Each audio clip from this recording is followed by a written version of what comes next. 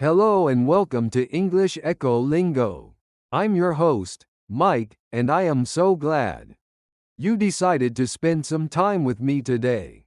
Whether you are commuting to work, doing the dishes, or perhaps taking a quiet walk in the park, I want you to take a deep breath and relax. You are in the right place. Today, we aren't going to talk about difficult grammar rules that make your head hurt. We aren't going to look at long lists of vocabulary that you will forget by tomorrow morning.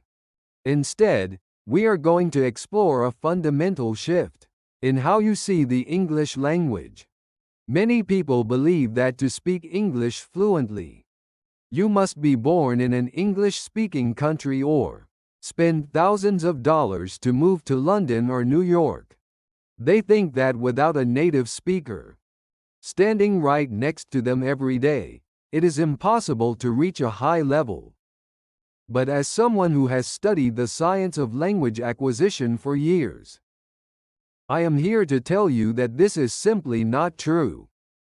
You do not need a plane ticket to become a confident speaker. What you need is a change in your environment and, more importantly, a change in your daily habits. Think about your brain for a moment. Your brain is a highly efficient machine. It is designed to learn patterns through repetition. It doesn't care if you are sitting in a classroom in Oxford or in your own living room.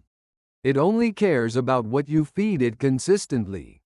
The secret to fluency isn't a perfect study plan. It's about imperfect consistency. It's about making English something you live with, rather than something you study. Today, I want to guide you through a logical, step-by-step process to build your own English-speaking environment, right where you are. Let's start with a concept that many of my students find revolutionary. It's called shadowing. Now, you might have heard this term before. But do you know why it is so effective from a neurological perspective?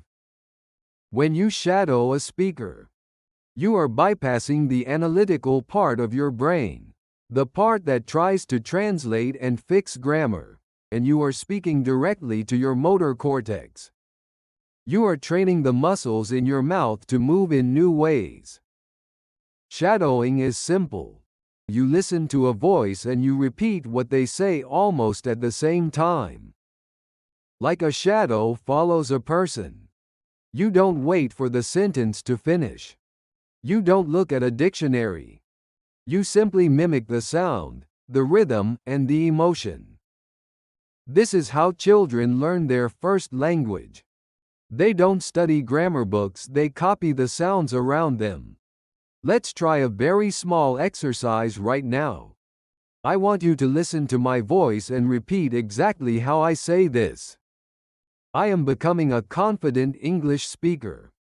Try it again. I am becoming a confident English speaker.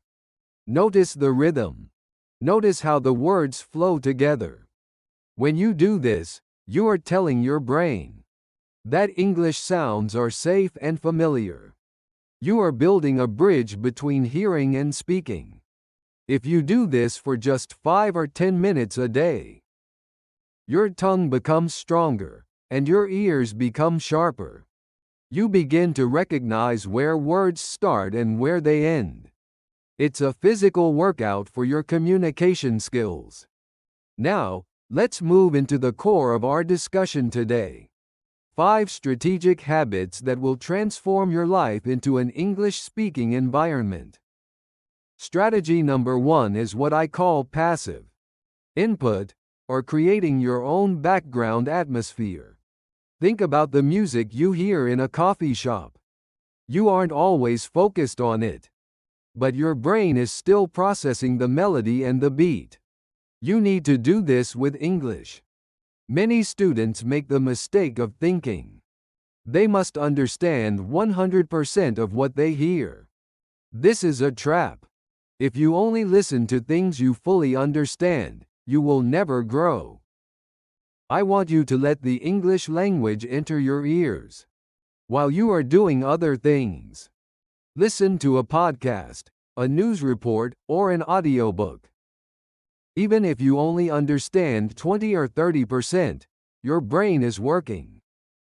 It is learning the music of the language.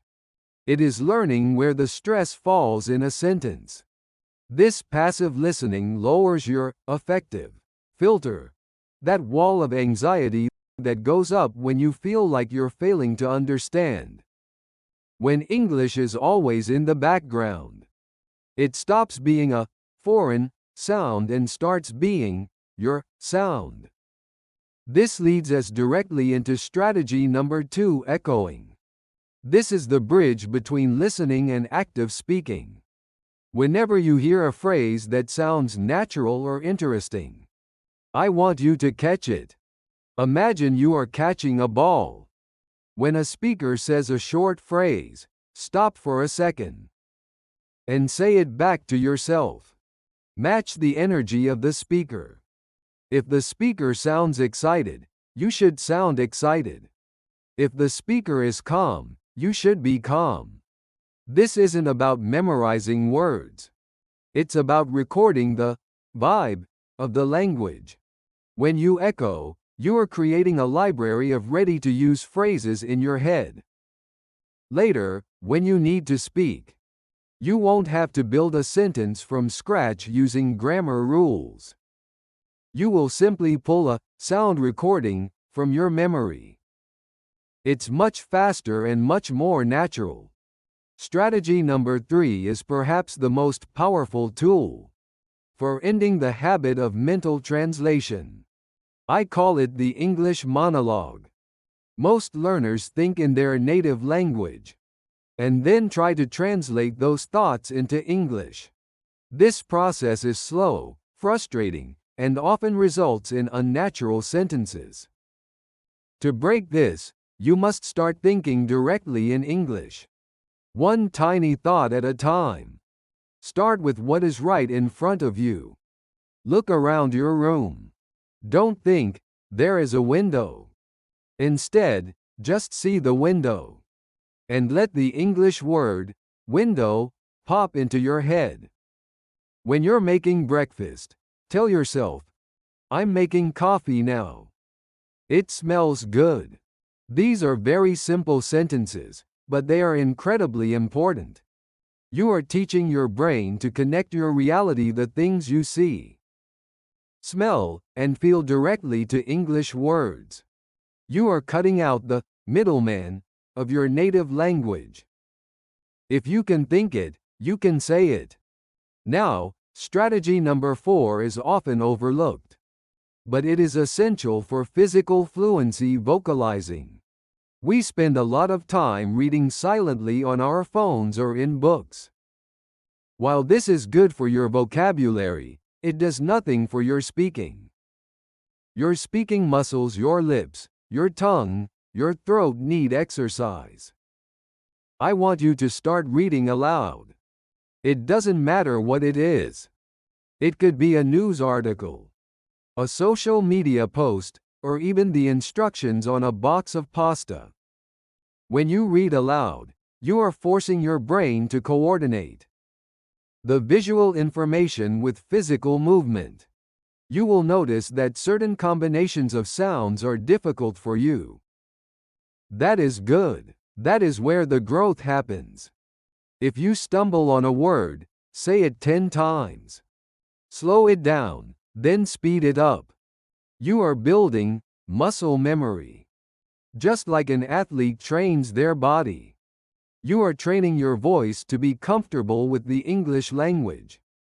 Finally, we come to strategy number 5, the environmental hack. This is about removing the need for willpower. We all have days where we feel tired or lazy. On those days, you probably won't feel like studying. So, you must set up your life so that you use English even when you are tired. The easiest way to do this is to change the language settings on your phone and your social media accounts. You check your phone dozens of times every day. If your phone is in English, you are forced to see words like settings, messages, notifications, and share constantly. You don't have to study these words because you see them in context every single minute. Another hack is to keep a tiny English journal. Not a long diary, just 3 sentences before you go to bed. Today was busy. I ate a delicious sandwich. I'm tired now. This small act of writing forces you to summarize your life in English. It creates a record of your progress. When you look back after a month, you will see how much easier it has become to express yourself. As we bring today's episode to a close, I want you to remember something very important.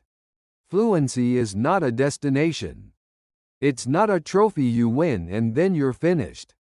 Fluency is a relationship you have with a language. Like any relationship, it requires time, attention, and a little bit of love every day. Don't be afraid of making mistakes. Mistakes are the evidence that you are pushing your boundaries. Every time you mispronounce a word or forget a verb tense, you are learning where the edge of your knowledge is. That is a beautiful thing. The most successful English learners are not the ones who never make mistakes. They are the ones who never stop talking. You have the power to change your life through English. It opens doors to new friendships, new careers, and new ways of seeing the world. But those doors don't open because of one big effort. They open because of 1,000 small efforts. They open because you decided to listen to a podcast today. They open because you decided to shadow a sentence while you were walking. I am so proud of the work you are doing. Keep going. Don't compare your beginning to someone else's middle. Just focus on being a little bit better than you were yesterday. Thank you for joining me here on English EchoLingo. I'm Mike, and it has been a pleasure sharing this time with you. Go out there, speak some English. And I'll be here waiting for you in the next episode. Until then, keep practicing, keep staying curious, and most importantly, keep enjoying the journey. Goodbye for now.